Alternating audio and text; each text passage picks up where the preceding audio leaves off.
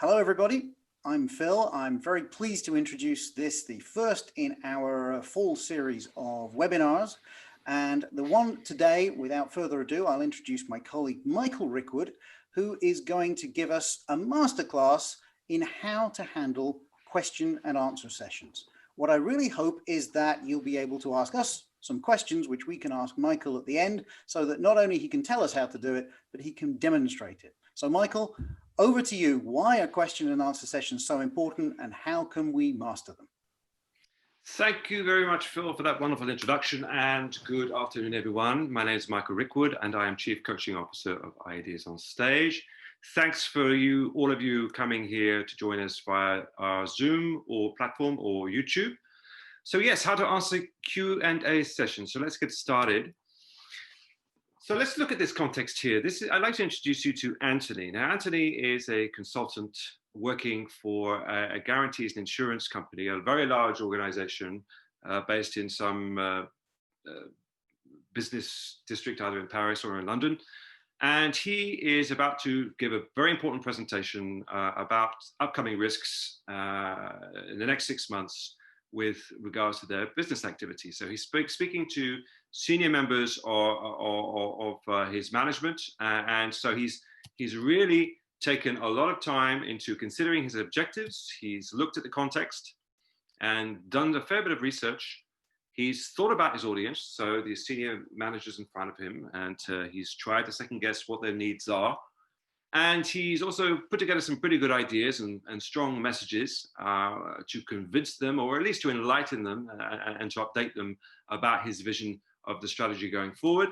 And he's also put them together in a way that is well structured and that is making sense from beginning to end, so that they will follow everything. And he even took the time to rehearse, and he got it down to 20 minutes, followed by a 15-minute Q&A session. So really well done. And actually, the audience, his senior managers, are really, really pleased.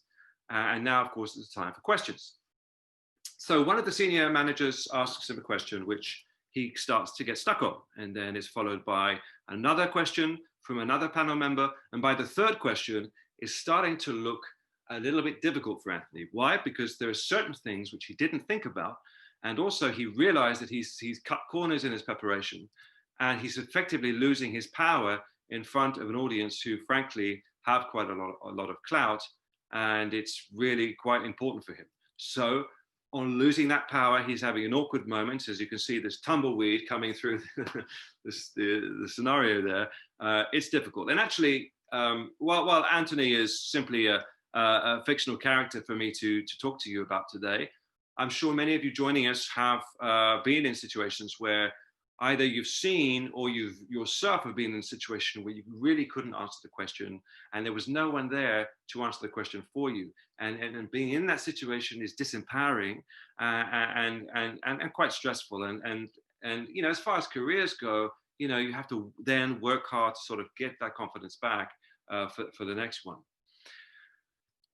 So today I just want to take you through three important steps for mastering Q&A in a business context. I'm gonna keep this to a business context as opposed to speaking to journalists. That's really a sort of another media training avenue, which we can do another webinar on later on down the line. But this is really for business context. So let's start with the first tip, or the first point that I want to share with you, the first step, which is doing the groundwork. So the groundwork actually is very similar with preparing presentations. It's about you know, really doing the foundation work and getting that solid. Then you have the message, which is again your content, but it needs to be built on solid foundations. And then the dance is really about the soft skills part of Q&A. So it's like the delivery aspect of a presentation, but it's slightly different in the respect that it's an exchange with the questioner. So let's look at the groundwork. So the groundwork is really yeah, very similar to how you might prepare a presentation. Now, us at Ideas on Stage, we love our ABC, which is the audience, burning need, and context. So that's the ABC of your preparation, and you can, of course, use it and expand it into your Q&A preparation. It's really the same thing. And the first and most important thing is to analyze the context.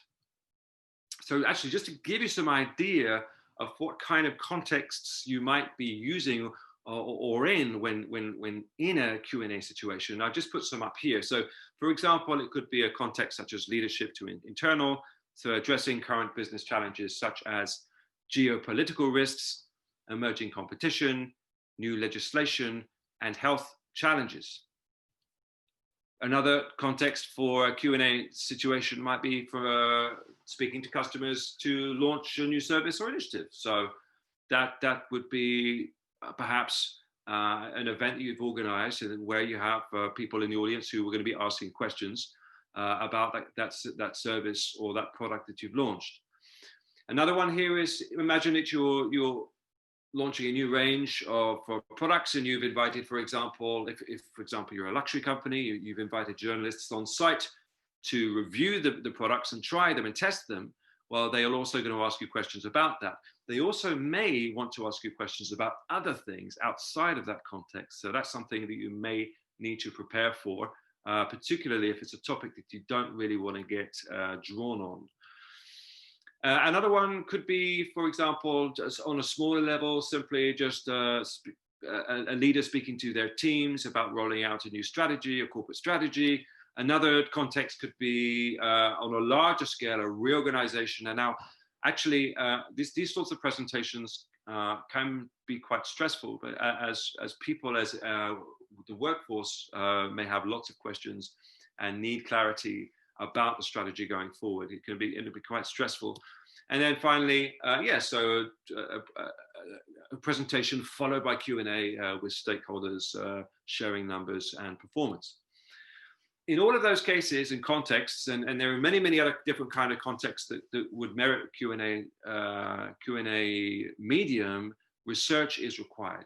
So it's really a question of going the extra mile. And although we can say, okay, it's fine to do a little bit, do a bit of background on it and to know what it is that you're talking about, but really you have to be quite thorough and ask yourself this important question: what is the worst thing they can ask you? What are the things they could ask me that keep me up at night? Because and really to make a short list, or I don't know, create like a Venn diagram or something where you really you have a kind of visual graphic of all the things that perhaps they could draw you on and address you on, so that you have, if you don't have the answer, you have an avenue or a way to get the answer from someone else who's in the room, or to perhaps get them to come and speak to you afterwards. Whatever the way, you want to avoid the situation where you're looking basically like,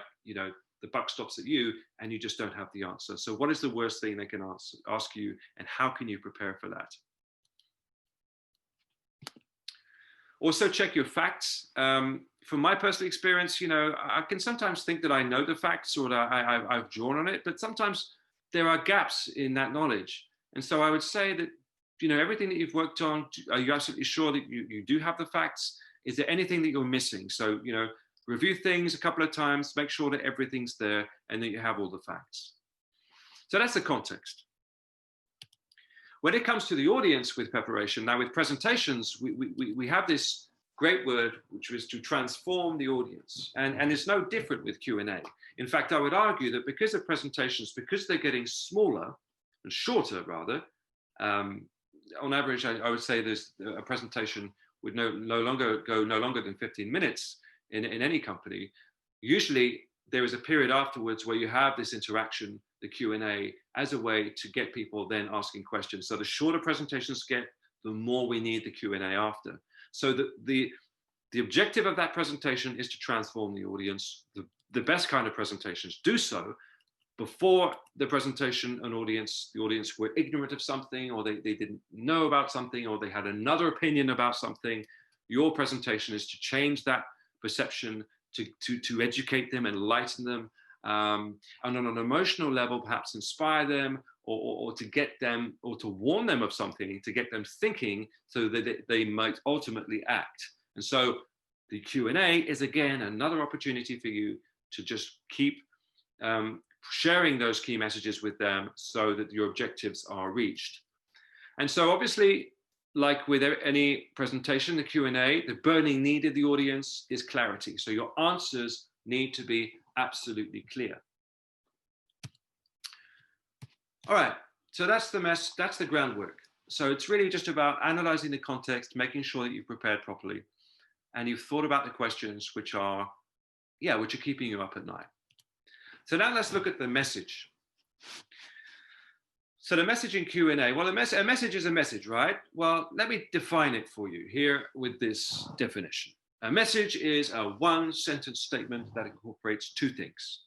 One of your most important points and one of your audience's most important issues or values.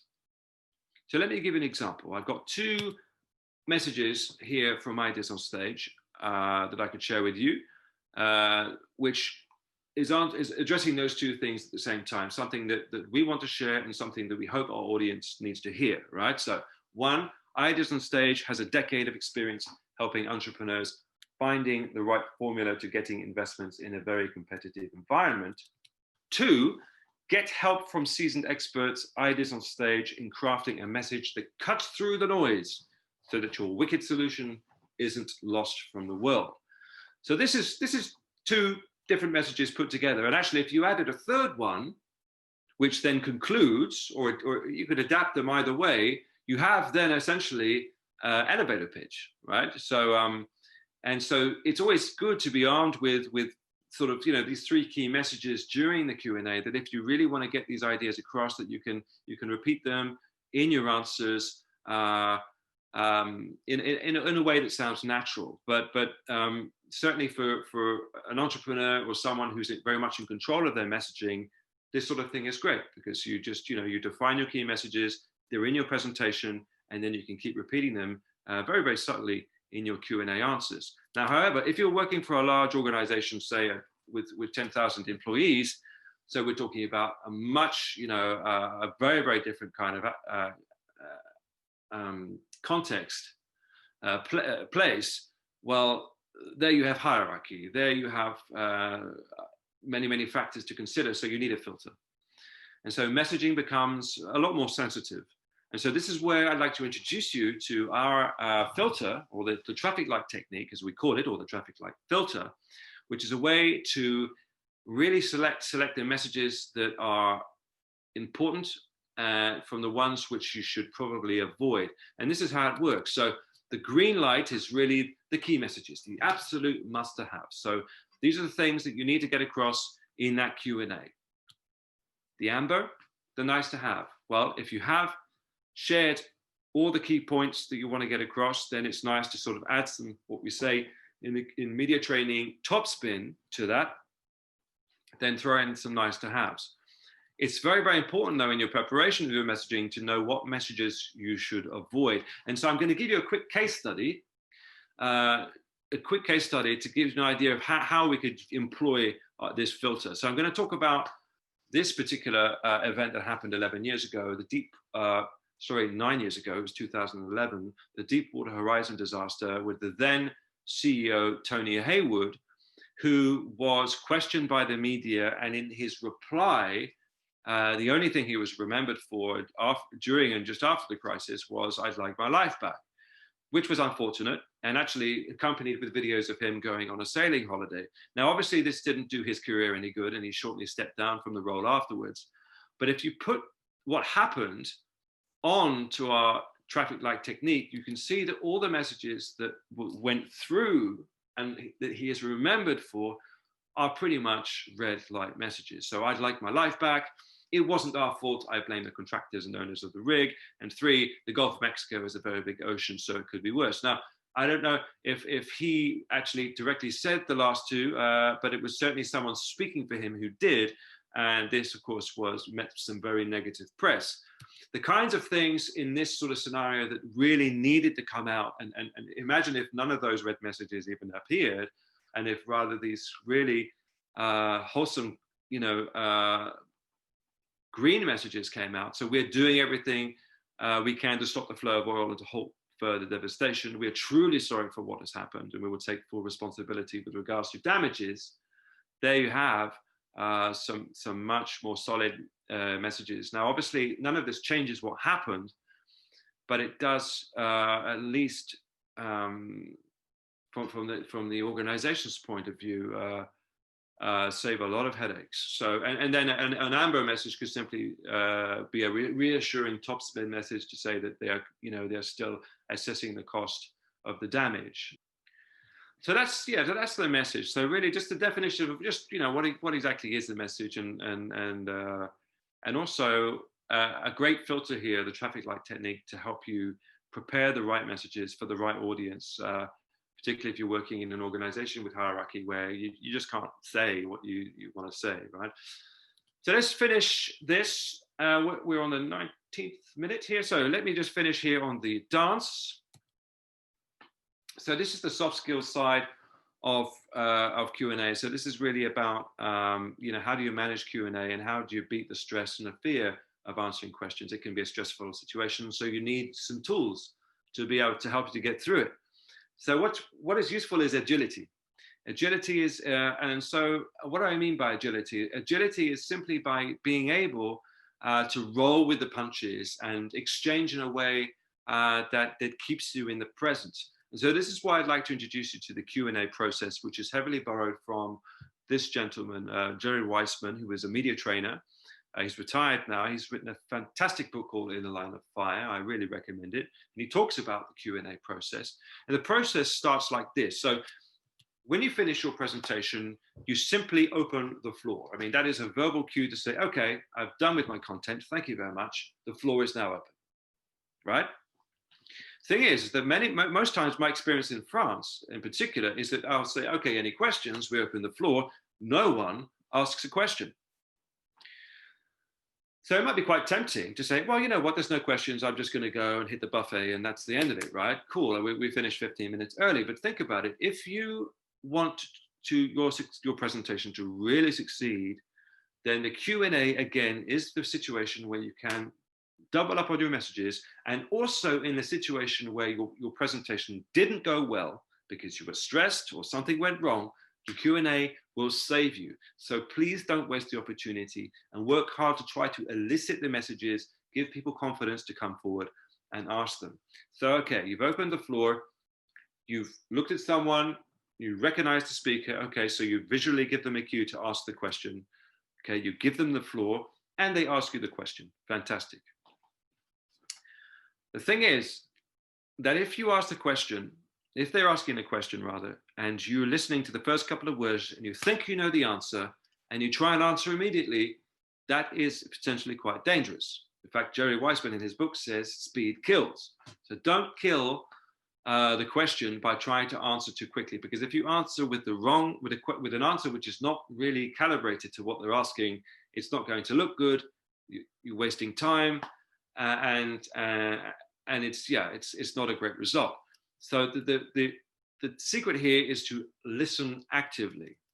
Listening actively, or active listening, is simply the idea of getting into the present, and which comes from the imagery which comes from the Zen arts, to empty your cup, literally to empty all of the potential answer that you're already trying to figure out in your mind, and say, you know what, I will not do that until I have heard the very last word of this person, and I've processed what they're saying, and I think I understand what it is that they want, and then I answer the question. So how do you do that? You're listening and looking for the real meaning in the question, all right? So you're listening for those keywords, those nouns, those verbs, get to the very heart of what it is they want to say. And trust me, I'm sure that many, many people's questions can be very, very rambling and round the houses. And so you've really got to listen quite carefully to make sure you answer the question. Now, if the questions are multiple, then you have to try to write them down and list them as you're being asked them. But that's something that usually is for politicians and not so much in business. But it depends what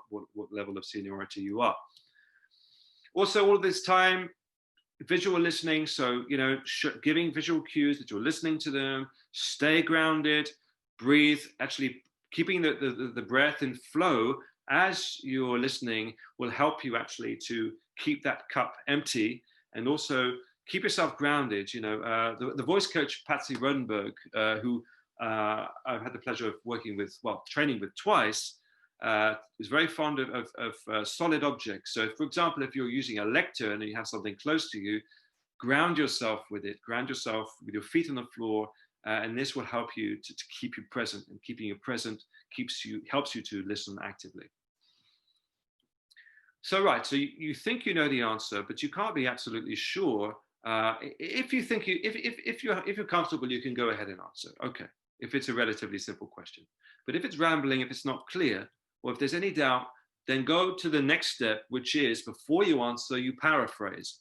Paraphrasing quite simply says, so if I understand correctly, what you're saying is blah, blah, blah, blah, blah. Now, if you get a visual agreement from them, yes, that's what I just asked you, you can go ahead and answer the question. However, if also they have been using, for example, some contentious language in their question to you, with practice, you can train yourself also to remove contentious language from a question by reparaphrasing it in a more neutral way. So that's something, it's reserved for more seasoned question and answerers, but it's a good thing to get into, so as you're listening, to try to diffuse confrontational language. So then you provide the answer, and hopefully, if the answer was correct, clear, and satisfactory, then they should be happy. And it's always good practice to check with them, did I answer your question? I mean, that's something I personally do. Was that answered correctly? Or are you satisfied? Or does that answer your question? Quite simply, is just a great way to again, get that agreement from them. Yes, they got it. Because if they say no, then you can go ahead and keep trying to answer it, But obviously, if your answer isn't satisfactory, then simply you have to move on. And don't forget, you as the person on the stage, it's your show. So you decide when that question and answer stops, and you move on to the next question. All right, be clear about that. All right, so let's wrap up. So 1, you must answer tough. Yes. So just to finish on that, you must answer tough questions directly. So prepare them. You can't just skip questions or play the sort of I'm not answering, no comment. That just can't work in business. There's a big difference between politics and business. And in business, we need to be accountable. We need to be transparent. Otherwise, our customers will go elsewhere. Don't accept misleading and false assumption questions. Correct the assumption. So people who are firing questions at you, which are just plainly false or false assumptions or misleading, say no, that's not the case. I disagree with that. That's not what we stand for. This is not what we're about. I'm afraid you have it wrong. And then finally, anyone with irrelevant questions, move on from those, because we're always stuck for time. And there's no time for irrelevant questions. So that's it. Let me just wrap up. The groundwork. So prepare, check your facts. You're always on the record, so set clear objectives. 2, define the messages. Use the traffic light technique to prioritize the route out dangerous points. And 3, the dance. Remember the Q&A cycle. Listen, identify the core need in the question, paraphrase, and answer when ready. Thank you. Excellent. Well, thank you very much, Michael. So, Michael, it's now time for your own Q&A session. So you have just opened the floor. First question is coming from Juliette. Thanks for the question. What do you do when, instead of a question, you have someone who wants to speak and speak and speak? All right. So you mean they're taking the floor for themselves? Well, as I said in the presentation, if they want to speak and speak and speak, it's your show. So if after a while they're overstaying their welcome, you have to gently remind them with a smile that we have to move on and take another question from someone else. As presenter and as the person who's opened the Q&A, although you have to answer questions, it's also you who decides to move on. So move on from anyone who's being a windbag, basically. To follow up from that, what if the question is so long that we don't actually see where the question is? So you're not even sure you want to rephrase it because the person doesn't seem to be able to be clear and concise. So how do you actually just move on these kind of irrelevant type questions? Well, I would first, before moving on, I would say to them, look, uh, again, politely, could you give that to me again in a much shorter way, please? You see what I mean? Ask them to do a little bit of work and to rephrase that for you, because you want to answer the question. You're there to provide answers, so assist a little bit. And normally, they've had a chance to verbalize it once.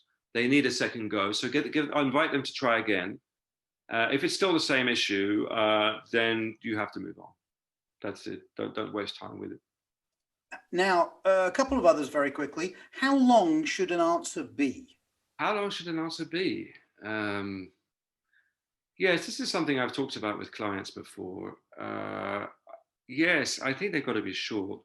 I think if you are putting together an important event, you should really aim to keep those answers between 30 seconds and 1 minute. This is a format that I've worked on before. I think that works well. And if you are working on a Q&A, because a lot of people, for high stakes situations are actually practicing the Q&A like their presentation with their colleagues. So they can prepare their answers and time those answers and keep them under a minute for sure. How do you handle hostile questions where very clearly the person is actually trying to trip you up? Well, yeah, these are attacks, and the most important thing is to keep your calm, keep smiling, and to breathe. And actually, the tip I gave about grounding yourself, so ground yourself. If you're stood up, make sure that you're in contact with the floor. If there's a lectern, use the lectern, ground yourself, breathe, and do everything you can to keep calm. And basically, anyone who's being hostile, it depends how they're being hostile. So if they want to, if they're, for example, throwing false assumption questions at you or misleading questions, then you have to shoot that out and say, look, I'm sorry, no, this is not. If they're moving off of topic, remind them what the objective is.